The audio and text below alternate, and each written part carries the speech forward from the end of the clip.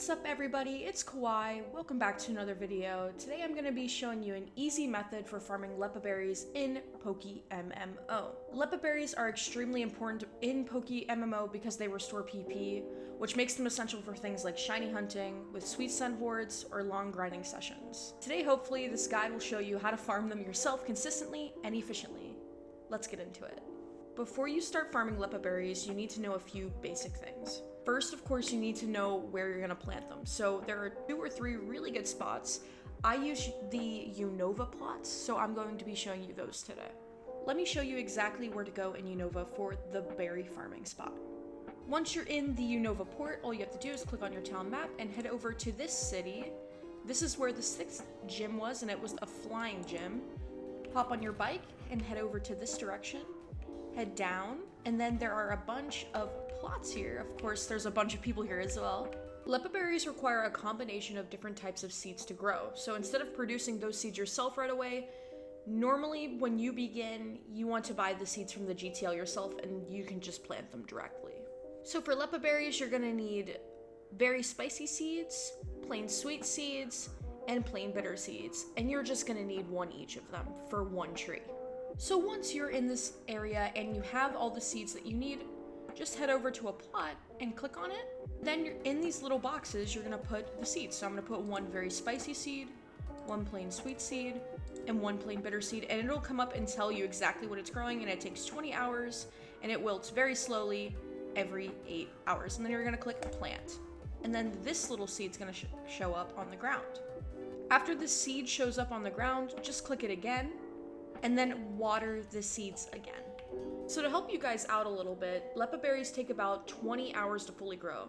And during that time, you need to come back and water them again so they don't dry out and it'll just ruin your crops. So all you have to do is just set a timer on your phone for 8 hours and come back after that timer goes off, water all your plants again, and then you can come back 8 hours later and harvest your plants. So this method is kind of tedious, and you don't make as much money because you're just buying seeds from the market. And there are so many different ways that you can just profit way more money if you grow the other berries yourself to get the other seeds. And I'm gonna show you how to do that right now.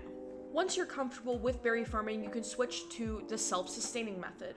Instead of buying seeds every time, you'll grow berries that produce the seeds needed for Leppa berries instead. So the 3 berries you need are Rost berries, Pecha berries, and cherry berries. And I'll show you those on the GTL right now. So here is a Rost berry, a Pecha berry, and a cherry berry. Thankfully, these berries grow way faster than Leppas and can be harvested in about 16 hours. The general ratio used by many players is like around 1 Rost plant and 1 Pecha plant and about 2 cherry plants. If you grow them like this combination produces enough seeds to grow around 2.5 Leppa plants. Let me go into the cycle a little bit more in detail just so it makes a little bit more sense for you. So when you first start, you want to plant the Rost, Pecha, and cherry berries. You're going to water them, wait about 8 hours like the Leppas, water again, and then harvest them around the 16-hour mark so you don't have to wait up to 20 hours. Then you're going to use your harvesting tools to extract the seeds from those berries. And then you're gonna plant the Leppa berries from the seeds that you got from planting the other berries.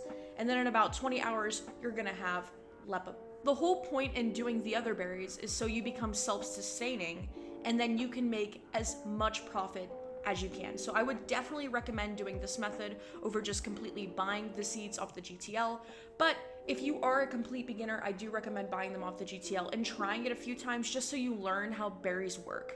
Before I end the video, I just thought I would also include some tips and tricks to maximize your farm production. First, like I said before, make sure to set timers on your phone so you don't forget to water your plants. If the berries dry out for too long, your yield will drop, so you won't get as many berries as you would if you actually set the timer and come back and water them.